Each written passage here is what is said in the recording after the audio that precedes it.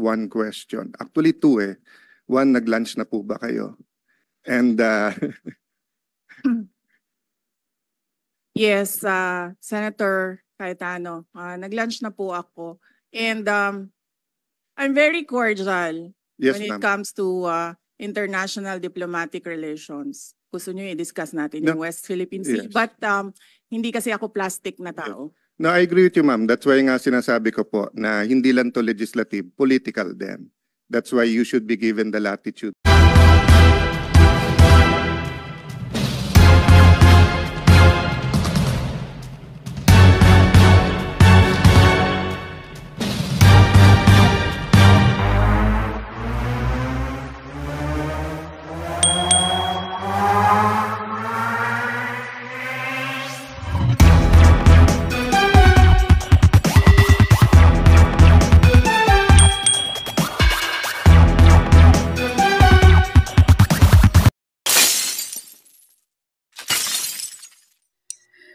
Ayan mga kaibigan, naririnig nyo, dinig natin ang pagkasupalpal kaagad ni Senador Cayetano.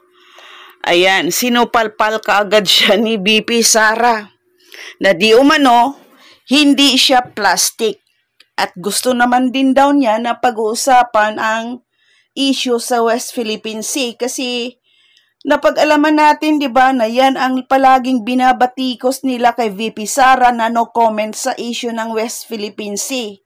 Kaya ayan mga kaibigan, hindi na po napigilan ni VP Sara at harap-harapan na talagang biniran niya itong mga senador na ito, lalo na itong si Hontiveros na ito.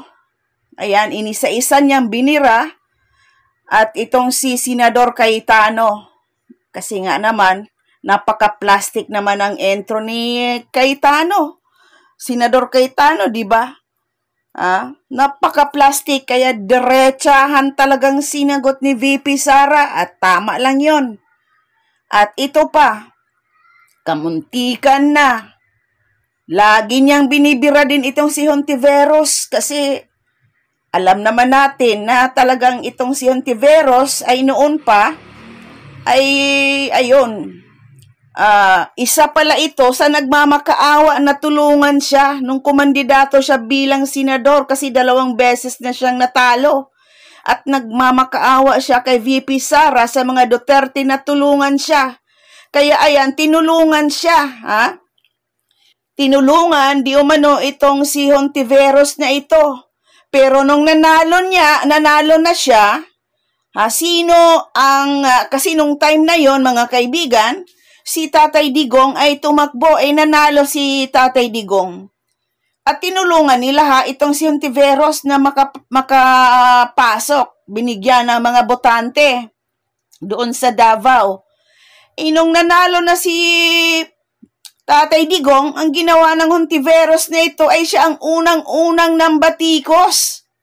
Na sinasabi niya na madilim ang kinabukasan ng Pilipinas kung ano-anong paninira kay Tatay Digong sa Administrasyong Duterte ang pinagsasabi nitong Hontiveros na ito. Kaya ayan, hindi na makapagpigil itong si VP Sara at talagang tinitira siya at kunyari lang, alam natin na itong si Hontiveros na ito, yun nga, hindi niya talaga literal na sinabi na yung mga books na ito ay gusto nilang malaman na gagastos ng 10 million kung ano ba yon kasi nga, medyo dito, may pagdududa. Siguradong may pagdududa itong si Hontiveros na baka ito ay political issue or baka ito ay yung mga naging experience ni VP Sara sa kanyang pagiging vice presidente, kaya siguro yan ang inaalarmahan nila, kaya gusto nilang malaman kung ano nga talaga ang laman or nilalaman ng books na ito na kung saan ipakalat ni VP Sara ibigay sa mga estudyante. Samantalang friendly books naman pala ito. Pero nandoon ang pagdududa kasi nga nandoon ang pangalan ni VP Sara na nakalagay sa mga books, so maaring, yun nga, tama din yung sinabi talaga ni VP Sara, pinupunterya na ng diretsahan. Kasi alam natin na yun ang kinatatakutan nitong mga kaalyado ni Marcos na kaya nakakalat ang pangalan ni VP Sara sa naturang libro ay maaring makakuha din ito ng boto sa mga magulang ng mga kabataan. Kaya sapol na naman dito si Hontiveros at patay mali lang na hindi naman daw niya sinabi na ganun. Pero ito lang, hindi na kailangan pang lokohin ninyo si VP Sara. Kaya, ayan, hayagan na pong sinabi ni VP Sara na yun naman talaga ang punterya. At di umano, mga kaibigan, yung tungkol sa mga budget na may mga programa sa OVP na kahawig di umano sa mga government agency. Paano naman kapag itong Office of the Vice President ay meron talagang lumalapit na nanghingi ng tulong, ng ayuda, ng assistance, di ho ba? Ang gusto nitong mga kaalyado ni Bongbong Marcos ay kailangan na makipag-coordinate itong si VP Sara doon sa mga agency kung saan covered ito mga programa na ito. Kaya ayan, sinagot siya ni VP Sara. Na ginawa na nila yan, nag-request na sila ng assistance. Pero anong sagot ng mga agency ito? Ang sagot, di umano mga kaibigan, ay hindi yan, wag yan, kasi kalaban yan. So, di ba?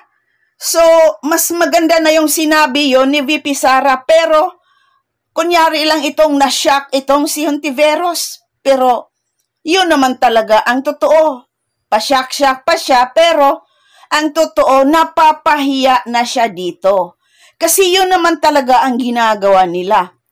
Kaya nga ngayon, gusto nila na lahat ng galaw ni VP Sara ay may coordination sa mga agency ng gobyerno. Kasi nga, bukod naman itong sa Office of the President, gusto nila na makipag-coordinate yung, kumbaga, gusto nila mga kaibigan na magmamakaawa itong si VP Sara sa kanila para manghingi ng assistance. O, di ba? Yan ang talagang punto nila dito. Kaya, mas maigi na yung diniretsa na sila ni VP Sara. Kaysa naman yung ganito na paligoy-ligoy pa. Kaya diretsahan na silang sinagot at sinupalpal, binira ni VP Sara. Kaya medyo ito, mas maganda itong bakbakan nila na ito dahil harap-harapan. At ayan, nakita natin at marami din namang sumang-ayon mga kaibigan sa programa ni VP Sara, sumusuporta sa kanyang budget program para ma-approvean ang kanyang mga request or mga programa sa Office of the President. Office of the Vice President. So dito, malinaw na malinaw at meron pang di umanong kasunod nito kasi excited talaga sila kung ano yung books. Kasi dito lang, baka ang akala nila ito ang agenda ni VP Sara upang makakuha ng mga botante. Oy, Hontiveros, hindi yan, kahit hindi gagawin ni VP Sara yan, kahit hindi gagawin ni VP Sara yan, mangunguna pa rin yan. Kasi alam natin, noon pa, imagine, 32 million something ang bumoto kay VP Sara kumpara kay Bongbong Marcos na 31 million something lang. At bukod pa doon, may mga hocus-pocus pa at mekos-mekos na nagaganap. Kaya antabayanan mga kaibigan, antabayanan natin itong hearing na ito. Kaya tama lang itong ginawa ni VP Sara. So again mga kaibigan, tunghayan natin ang naturang investigasyon na talagang pukol na pukol, sapol na sapol, supalpal at binira itong mga senador na ito na alam nating mga plastic lang talaga ang ugali. Ayan, tunghaya natin. But then she doesn't really. Okay, then Senator Risa is now recognized. She's just catching her breath because she came from two other obligations. One is the Commission on Appointments and another hearing. Salamat po, Chair, at magandang hapon po sa lahat, mga kasama ko sa Senado at yung OVP family. Dalawang tanong lang po, Chair, para ngayong araw.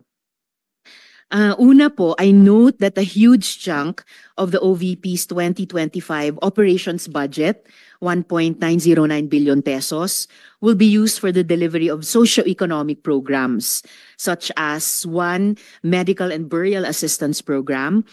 This supplements other healthcare programs of the government to assist indigent individuals and families. For 2025, 771.445 million will be allocated for the program. Sa loob niyan, 600 million pesos for medical assistance and 171.445 million for burial assistance, which are, Madam Chair, very similar to the medical assistance to indigent or financially incapacitated patients program o MAIF-IP of the DOH and DSWDs, Assistance for Individuals in Crisis Situations or AICS.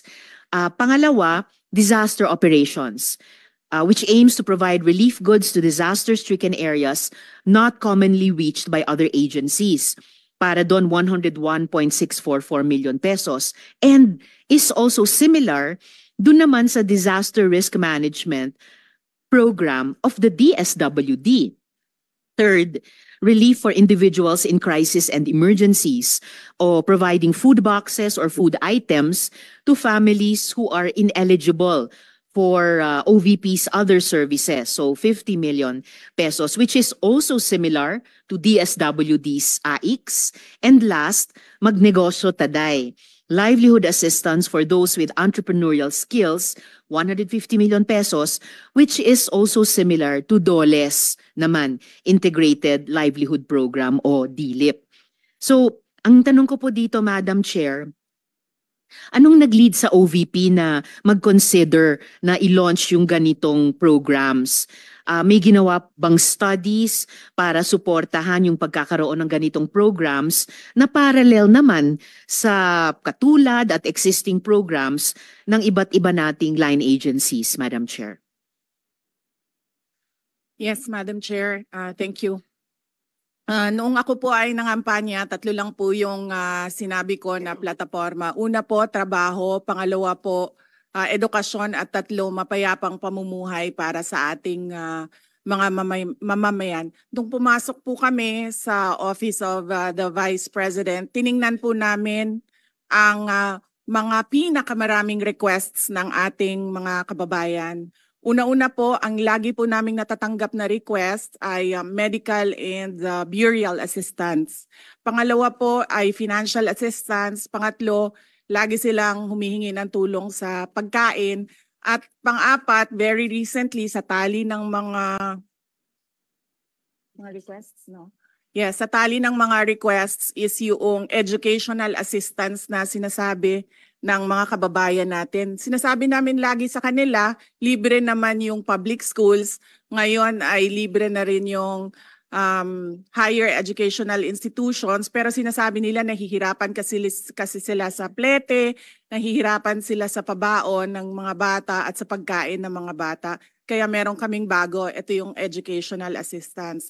At ang panghuli naman, lagi naming natatanggap na request galing sa ating mga kababayan ay kapag sila ay naging biktima ng disaster, whether man-made or natural disasters. So sila po ay lumalapit sa Office of the Vice President.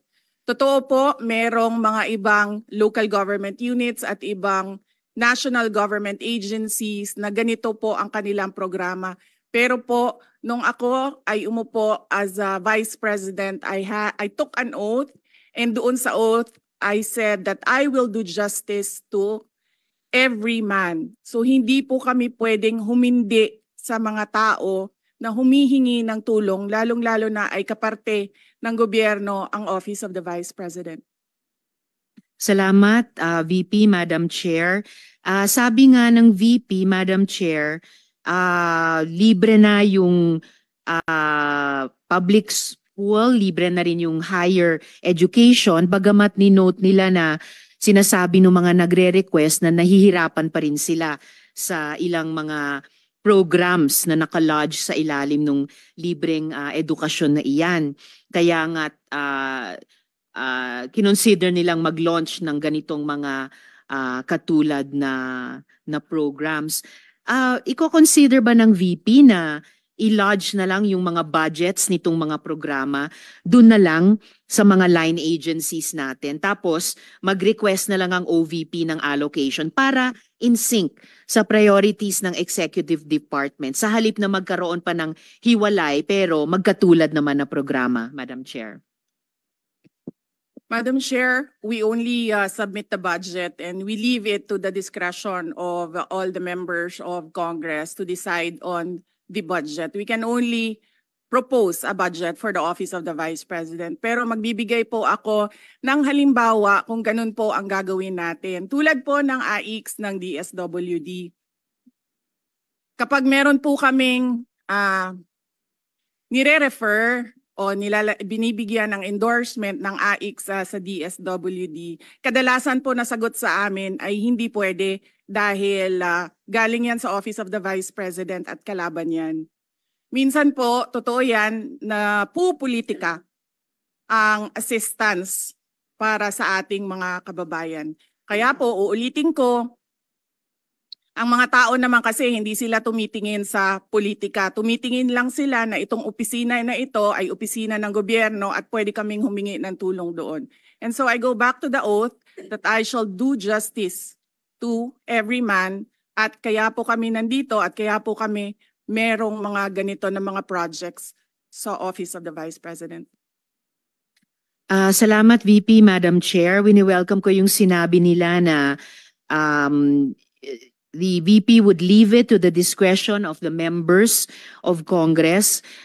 Medyo nagitla ako nung sinabing minsan pag may nire-refer ang OVP para sa AIX, ang feedback ay kalaban niyan. Dahil Madam Chair, I believe tayo sa Kongreso when we appropriate the budget, merong implicit na assumption tayo doon na pagkatapos in the exercise of our oversight function, yung parehong level ng professionalism we demand of ourselves ay presumption of regularity ina-expect natin sa lahat ng members ng executive, lalo na when they are working together. Kaya gaya ng sinabi ko kanina, wini-welcome ko yung sinabi ni VP na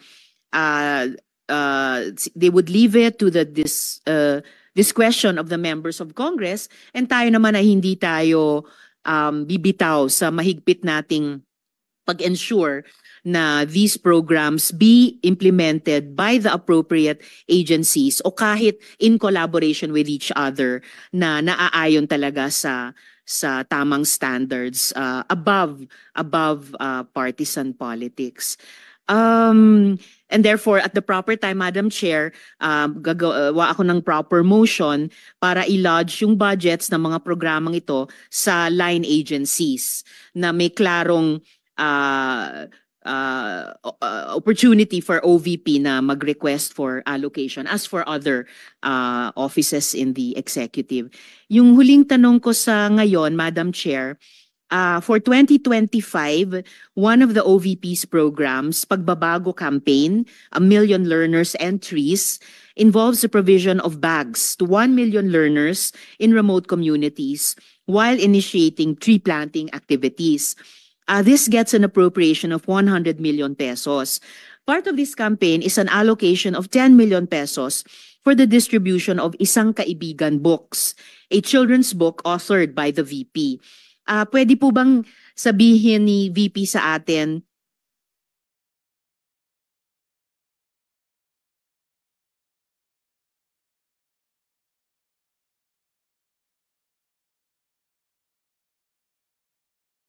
more tungkol sa librong ito. Chair, let me make a rebuttal and another example of politicizing the budget of the government. Ito pong sinabi ni Senator Risa Ontiveros na at the proper time she'll make a motion to lodge the budget, the requested budget of the OVP to the other agencies. Let me just quote Senator Risa during the Akbayan Congress. Alam ko po na ang daming kalat ni Duterte na hirap tayong linisin. Ang kadiliman noong panahon niya ay talaga namang nanuot sa ating lipunan para mansa na napakahirap tanggalin. At habang ang anak niya ay may kapangyarihan pa, hindi magiging madali ang ating laban. While VP Sara is in power, the threat of a full-blown Duterte comeback is still a very real and present danger. For one, they are supported by one major superpower, China. So that is an example of politicizing the budget of the government. May we request, Madam Chair, that Senator Risa Ontiveros repeat the last question. I will certainly, if you request, Madam Chair, repeat my question dahil walang kinalaman sa kasasabi lang ng VP ngayon. Alam nating lahat na miyembro ng iba't ibang partido, yung speeches natin sa ating mga kamiyembro sa mga party congresses ay hiwalay na event dito sa budget debates. So I really take exception dun sa sinabi ni VP na rebuttal iyan dahil halimbawa ito sa politicizing. In fact, wala akong tinanong tungkol sa China o kahit sino pa mang ibang bansa dito sa budget hearing na to. I am asking about yung national budget na ipapasa natin sa Kongreso para sa bansang Pilipinas sa taong 2025. At ang pangalawang at huling tanong ko sa ngayon, before I make at the proper time, propose an amendment which may or may not be accepted by the chair and by the colleagues para nga mas i-align ang mga kaperahan natin lalo na't masikip ang fiscal space natin dun sa mga appropriate programs sa appropriate agencies na malayang-malaya ang OVP makipag-partner sa kanila tulad ng sino pang opisina sa executive. Ang tanong ko po ay ilang mga libro ng isang kaibigan ay bibilihin at i-distribute at ano, if the VP could tell us more about the contents ng librong ito. Madam Chair. Madam Chair, the book is not for sale. We only pay for the publication of the book. And we will send Senator Ontiveros a copy so that she will know what is the content of the book. Oh, this question is not only for me, Madam Chair, para rin para sa mga kasama dito sa budget hearing. Baka ilang araw pa bago mapadala at mabasa ko, which I certainly will. But I am asking a question bilang isang mambabatas sa head of agency ng isang opisina sa executive dito sa budget hearing na to. Simpleng tanong. Tell us more about the book, Isang Kaibigan, at ilang kopya nito ang bibilihin ng gobyerno sa halagang 10 milyong piso at i-distribute sa kasama ng mga bags sa 1 million learners sa remote communities. Madam Chair. Madam Chair, this is an example of politicizing the budget hearing through the questions of a senator. Ang problema niya kasi, nakalagay yung pangalan ko doon sa libro. At yung libro na yan, ibibigay namin doon sa mga bata. At yung mga bata na yan, may mga magulang na boboto. At yung pangalan ko ay nagkalat doon sa kung saan man ibibigay yung libro.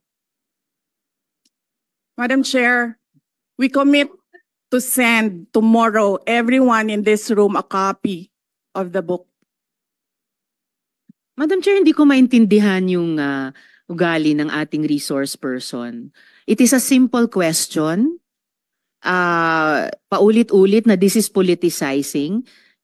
Ang VP ang nagbanggit ng salitang boboto. Wala akong sinabing boboto. I'm simply asking, hindi ko ma-imagine we're making so much trouble, so much fuss about a 10 million peso item na itinatanong ko lang simpleng, what is the book about?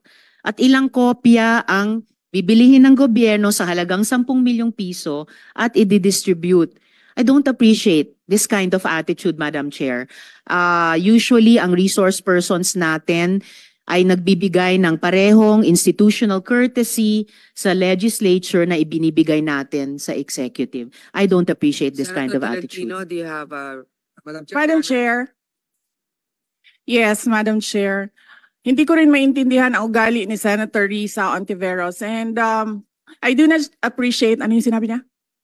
I do not appreciate this kind of behavior and attitude.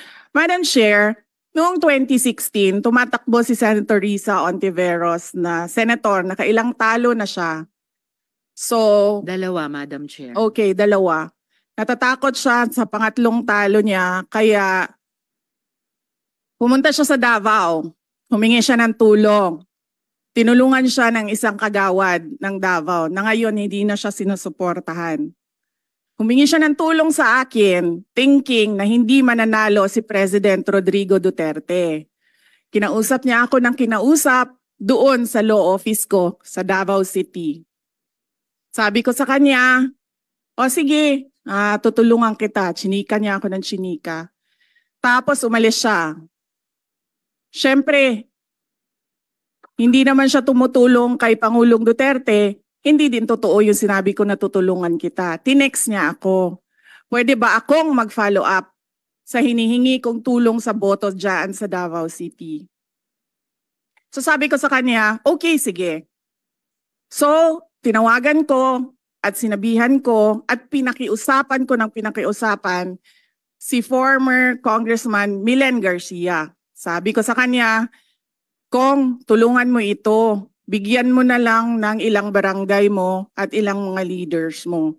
Ayaw pa siya tulungan ni former Congressman Milen Garcia. Pinakiusapan ko ulit, Kong, please tulungan mo na lang. Nanalo na siya at nung nanalo siya, anong ginawa niya? Siya ang pinakaunang umatake kay President Rodrigo Duterte. Anong tawag sa ugaling ganito? With due respect to our resource persons and also our colleagues, I think this doesn't really. I understand there's history among all of us here, but I think that we should really stick to the budget. And I think this is just being very objective. I would like to ask also, since we're going to be furnished a copy tomorrow, we can look at it and evaluate what the content of the book is. But maybe just a general, we won't ask line by line, ano ba yung libro na yan? But tell me, is it for good manners and right conduct? That's fine. Is it science? Is it history? So maybe just a general one, so we can just answer it. Because I understand that every office will have its own advocacy and initiative. So, but then, I don't think it's also wrong for us to be curious what it is about. So just a general one. Any of the undersecretaries can tell me what the topic of the book is? Is it history? What is it? Madam Chair, the explanation is in the title, Isang Kaibigan. It's about friendship. Okay. Then that's for the record. It's about friendship.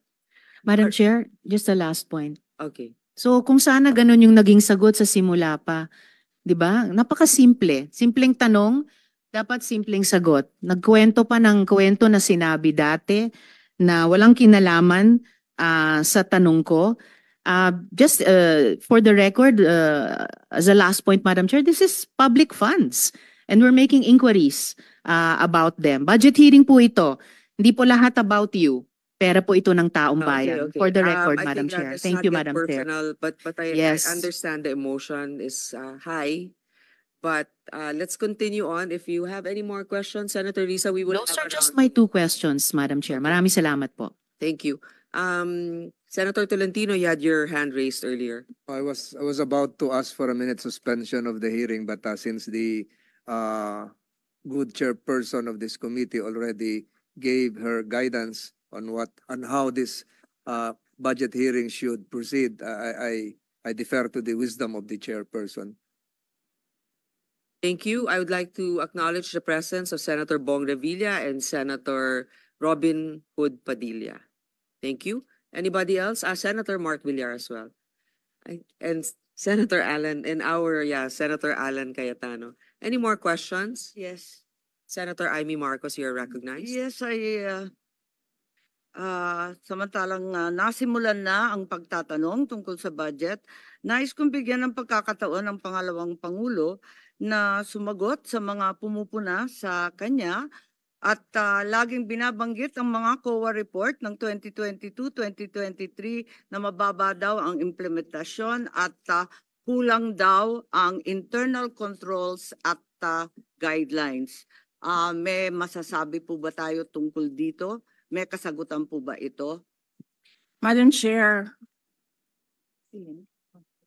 Yes, we call on Attorney Rosalyn Sanchez to answer the question. Good afternoon, Madam Chair. On the first question on the low implementation of some of the programs, Your Honor, some of the programs were just started to be implemented by the office in 2023. So we are still in the process of fine-tuning the details of the program and obtaining the requirements from the applicants of the programs. Specifically on the Magnegosyo Taday project, we have seen that some of our target beneficiaries have difficulty in complying with the requirements, and we are closely working with the Commission on Audit to streamline the process for the application of the program. And on the controls, on the matter of controls, Madam Chair, we would like to know that we have not received, we would like to know that audit findings are still not yet final, and we are again working closely with COA to improve our processes and address the issues that they have raised during the audit, Madam Chair.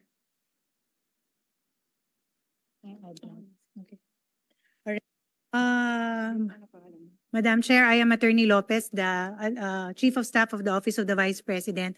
As regards the first question on the matter of the low implementation rate of the Office of the Vice President, for the past 2 years, Your Honor, for year 2022 and 2023, as we have presented early on, the Office of the Vice President has a 92% utilization rate, actually. But it is, as of date, as of now, as of June, July, the rate is stands at 40%, primarily because most of our programs are rolled out towards the second semester. Particularly, for example, the Pagbabago Bag in time for the opening of the school year, and also the launch of our Pansara program, which we will also be launching upon school opening. So this is a big bulk of the budget of the Office of the Vice President. Hence, there is a low utilization rate. But at the end of the year, all of this, Madam Chair, as we have, as records will bear out, it will be around the 90 to 92% utilization rate. Yes, congratulations. So that therefore, those who say that the same observations have been made by COA for the past 2 years are inaccurate and unaware of the actions already taken by the OVP. Is that correct?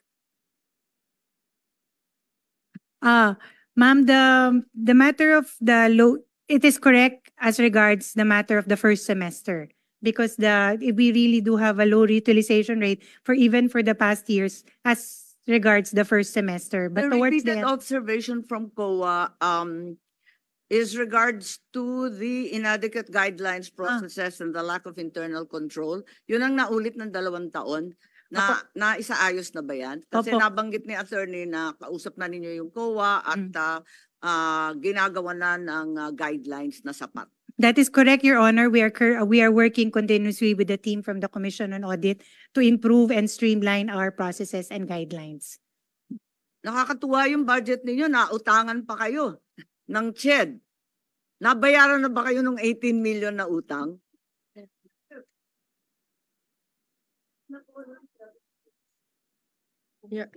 Your Honor, if I may answer the question. Okay. Your Honor, it was partial liquidation by CHED from the time that we had our budget hearing last year until this year, but there is still a remaining amount of 1,993,000 1,993,500 pesos, Your Honor, out of the original 18 million. Hindi kayo nag-iisa. Ang CHED may utang din sa mga senador. Kaya't yun ang nakakatuwa sa CHED kung saan-saan napupunta yung pera. At wala na po akong tanong. Ang sasabihin ko lang, talagang hindi naman sa barangay lamang napupolitika yung ayuda, pati dito sa mga senador, pati sa ating pangalawang Pangulo. Senator Alan Cayetano is now recognized. Good afternoon, Madam Chair, Madam Vice President, magandang hapon po, and welcome to the Senate. Magandang tanghali. I'd like to note that this committee is ruled by the women and kaming mga men ay nasa sidelines lang. I'd also like to note that although as a senator, naintindihan ko si Senator Risa na siyempre mas gusto kong cordial yung sagutan. But we also have to take into context that this is both legislative and political. And there are attacks against the Vice President regardless saan nanggagaling. So a little bit of latitude dahil we want kakampi man o kalaban to feel welcome. But I agree with Senator Risa naman na how do we make it more cordial, no? So, Madam Vice President, may I ask just one question? Actually, two eh. One, nag-lunch na po ba kayo? And Yes, Senator Cayetano, nag-lunch na po ako. And I'm very cordial yes, when it ma'am. comes to international diplomatic relations. Gusto nyo i-discuss natin No. yung West Philippine Sea. Yes. But hindi kasi ako plastic na tao. No, I agree with you, ma'am. That's why nga sinasabi ko po na hindi lang to legislative, political din. That's why you should be given the latitude to answer in the way that you feel it could be properly answered, di ba? So kaya ko lang tinanong kung nag-lunch kayo kasi in the first 2 years, I know that you got a very warm welcome sa Senate. So I'm hoping sa budget hearing it doesn't change, no? I remember ang daming pumunta sa lunch noon. So my question lang, ma'am, is what can we do for the Office of the Vice President? Meron bang ni-request sa DBM na wala sa budget niyo so that we can consider it at the proper time? No, we are already okay with the approved budget from the Department of Budget. The approved proposed budget in the NEP from the Department of Budget and Management. And we leave it up to members of Congress to decide on the budget. Thank you. Thank you, Madam Chair. Thank you to the Office of the Vice President. Any more questions? Well, so it's always the chair that has the last spot for questions. So let me just ask, of course, the security of every government official is very important. And recently, it was discussed that a number of security personnel was taken out from the Office of the Vice President. I think, if I'm not mistaken, totally, the PNP said they recalled 373 personnel across all agencies. So I'd like to know, baka naman wala nang natirang security sa OVP, hindi naman, ano na bang status? Ilan ang tinanggal na security at meron bang nagbabantay ngayon? Madam Chair, may I be allowed to give a very long answer about the security? Sure, as long as it answers the question. Sige, ma'am. Opo. Noong kasi ako ay nahalal bilang pangalawang Pangulo, nakita ko kasi na pati ang security ng Vice President ay napupolitika. Hindi lang yan sa akin, kundi sa mga previous na Vice Presidents. Kaya nung tapos na ang eleksyon pero hindi pa ako naupo, sumulat ako kay former Secretary Delphine Lorenzana. Sinabi ko sa kanya, Sir, ang security ng Vice President should only be up to the level of the Vice President. Hindi po pwede na umakyat ang information at ang security ng Vice President sa iba pang opisyal. And at the time, the Chief of Staff of the Armed Forces of the Philippines and the Secretary of the Department of National Defense agreed. That's why on June 2022, ito yung sa Armed Forces of the Philippines. On June 2022, the Secretary SND wrote to the Chief of Staff of the AFP from Vice Presidential Security Detachment under the PSG, Secretary Lorenzana ordered the Vice President Security and Protection Group, which is a separate entity from the PSG. So ito yung June 22, 2022.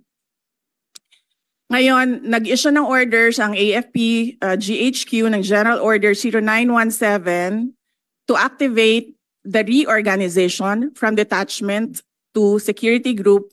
On July 5, 2022, the activation order and the table of organization and equipment was released.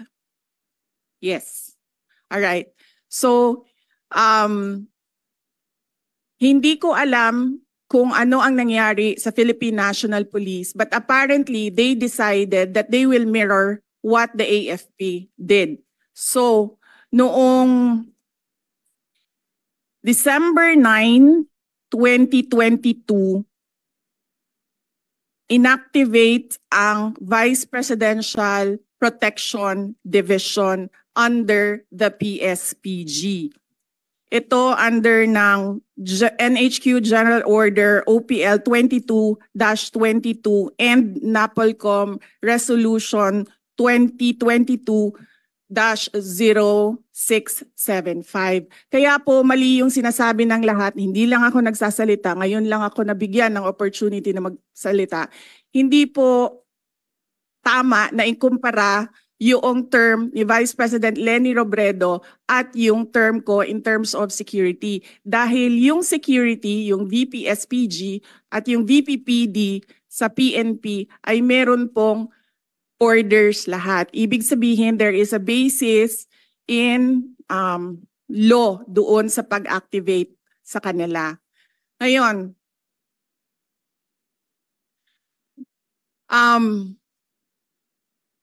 yung sa Philippine National Police, kinuha nila ang 75 na personnel.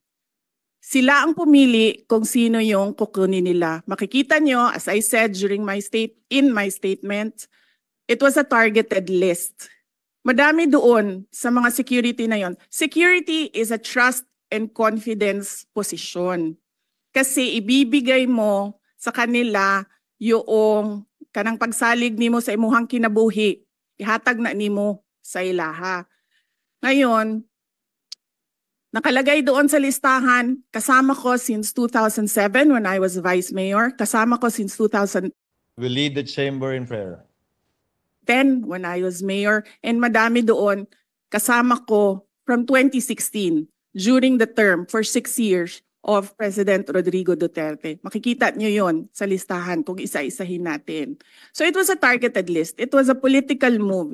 It was political harassment. Ngayon, nag-iwan sila ng 38. 38 na hindi namin kilala. 38 na sila ang nagsabi kung sino ang maiwan. Sinalatan namin sila, sinabi namin, hindi na namin tatanggapin yung 38 ninyo. Ibabalik na namin yan sila lahat sa inyo. So there are no more PNP personnel in the Office of the Vice President. Ang naiwan na lang ay yung mga nasa VP SPG under the Armed Forces of the Philippines. Wala pong ginagastos ang OVP sa sweldo nito nila lahat dahil hindi po sila hinahire. Personnel na po sila ng ating AFP na dinidetail papunta sa Office of the Vice President. So, to answer your question, Madam Chair, meron pong security and all of them under AFP because we refused the personnel na sinabi. Ito na naman tayo kay General Marbil. Sinabi niya, ibabalik niya kapag mag-request kami. Sinulatan nila kami na mag-request kayo kasi ibabalik namin. Hindi ko gagawin yan. Thank you, Madam Vice President. So right now, your security detail is composed of AFP officers, soldiers, I suppose. Yes, Madam Chair, officers and enlisted personnel. Mga ilan-ilan kaya sila? May we request Colonel Lachica to answer? Nakakagulat din yung statement ng PNP. Well, I guess he wants it on his record, but I find it a little also irregular na you're right, it's a trust issue. And if you're familiar with certain individuals, they have to explain why maybe in the budget hearing of the PNP, we can ask them why they chose the individuals to remove from your detail. But I'd like to know also how many is left from the AFP. And I think the AFP is also quite capable. Ilan po, Mr. Lachica? Madam Chair, good afternoon. I think I cannot disclose the number, but I have here our activation order and our table of organization. Why can't you not disclose the number? For security reasons, ma'am. Well, okay. I will. Madam Chair, Yes. sabihin mo na, sir. From our table of organization, ma'am, and equipment, we are authorized to have 364 personnel coming from the different major service of the AFP. But for our actual number, as of now, 337 po, ma'am. And this is under the AFP. And this doesn't come from the budget of the OVP? Or... Yes, Madam Chair. Okay. Thank you very much. That's all. Any more questions? Senator Bato de la Rosa is recognized. Ma'am, I just would like to inform this committee that during our last hearing with my Committee on Public Order and Dangerous Drugs, that issue was raised. And I told the Chief PNP, General Marbil, na hindi na nire-request ng Office of the Vice President na ibalik yung tinanggal niya ng mga pulis. Kung pwede lang, ibalik sa kanilang pinanggalingan na unit. Hindi yung, kawawa ito, mga taga Davao ito na been serving there for how many years, tapos dinislocate nila, nilagay nila Region 4, NCRPO, malayo sa pamilya. So, ang request na lang namin, ako, bilang Davao-inyo, na-request ko lang sa kanya, maawa ka naman dyan sa mga pulis na yan, ibalik mo doon sa kanila pinanggalingan. Kung taga Davao City yan, taga Davao Oriental, taga Cumbal, taga Cotabato, ibalik mo na yan doon. And he promised me na ibalik daw niya. I don't know until now because hindi ko pa alam kung anong nangyari sa usapan namin. Yun lang, para lang mabalik yung mga pulis yan, kahit na hindi na ibalik security kay Vice President. Just for the record, ma'am. Thank you, thank you. Madam Chair. Madam Vice President, go ahead, please. Yes, thank you. I agree with Senator Bato de la Rosa. Wag na natin pahirapan yung mga police personnel dahil kaibigan nila ako. Ibalik lang natin sila sa mga pamilya nila. Thank you. Actually, Senator Tolentino is the Vice Chair for the Committee of the DILG for this budget season, Vice Chair Finance. So I would like you to ask the PNP Chief what led to that decision, because also part of that is, if it's a political decision, I think that would not be fair also. But knowing that you're in the capable hands of the AFP is also reassuring. But this has to be raised. Definitely, Madam Chair, this will be asked as a policy question to be directed to the Chief PNP. Madam Chair. Senator Cayetano. Yeah, just because we're on security, Madam Vice President, could you indulge me in just one last question lang? Ang DOTR or NAIA ba nagsulat, explain at nag-apologize na sa inyo dun sa CCTV, hindi pa? Senator Alan Peter Cayetano, thank you. Hindi, sir. Ang nangyari kasi dito, itong tao na ito apparently is assigned doon sa NAIA. Ang tao na ito is a media person na-assigned permanently, I think, sa NAIA because this is the second time na nilabas niya yung istorya sa mga anak ko. Yung una, when I left for Singapore, year 2021. Wala naman akong problema doon. Ang aking problema lang is itong tao na ito, nilalabas niya pati yung information na kasama ko yung mga anak ko. Alam namin kung sino siya. We have footage na kumukuha siya ng cellphone footage. Ang sinasabi ko lang doon sa aking statement ay dapat siguro i-beef up ng NAIA ang security nila dahil may tao doon sa boarding lounge na hindi pasahero at hindi employee ng gobyerno at hindi employee ng NAIA. Yun yung sinasabi ko. If you want to have a world-class airport, dapat world-class din yung security natin. Hindi siya pasahero. And in certain areas, bawal talaga, di ba? Sa immigration, dun sa may... there's certain areas na bawal kumuha. The reason I asked it, Madam Vice President, is yun nga, yung minsan kasi nasa-sensationalize, nagkakampihan, but nakakalimutan yung point eh. So I don't know when it started, kung 2010, 2013, but I remember, Senator Risa, nung nagrarally tayo, nung anti-GMA, di ba? Sa rally ka lang makakita ng pulis na may camera, na may phone or camera, nakukunan tayo. But ngayon actually, pag landing mo sa airport, if you take a car or a chopper, parang SOP na ng pulis, nakunan ng picture. Minsan tinesting ko sila, sabi ko selfie na lang, sama kayo. Hindi. So I don't know, given the situation na nangyari sa inyo na pati pamilya. As you said, no? Like ako, sanay naman ako kunan ng picture whether they love me or hate me. That's why they want to get a picture. Minsan, pinapalitan. Yung lumabas dun sa 10,000 dun sa Rockwell, actually, pinalitan nila yung audio eh. So, lumabas pa sa TV. Baliktad. Sumisigaw na, idol ko si Alan, pinalitan nila na minumura ako. Then yun yung lumabas. But the point is, just like the Vice President, what if you're with your kids? What if you're with your pamangkens? What if may nakipicture lang sa'yo? What if may kasabay ka lang sa aeroplano, sa Fastcraft, or sa ano? So hindi ba, I don't know, Senator Bato, ikaw lang ang highest ranking PNP dito eh. Bakit ba may ganun? I mean, hindi ba sufficiente naman? I didn't intend to ask you. Baka I asked this But para I intend matanong to din. answer. Yeah. But I intend to answer. No, kasi my point of view naman is, if it's for the record, unang-una pag sumakay ka ng helicopter or ng aeroplano, dapat talaga may manifest yon. Pag landing mo, nandun yung police, eyewitness ka naman, dapat isulat yon.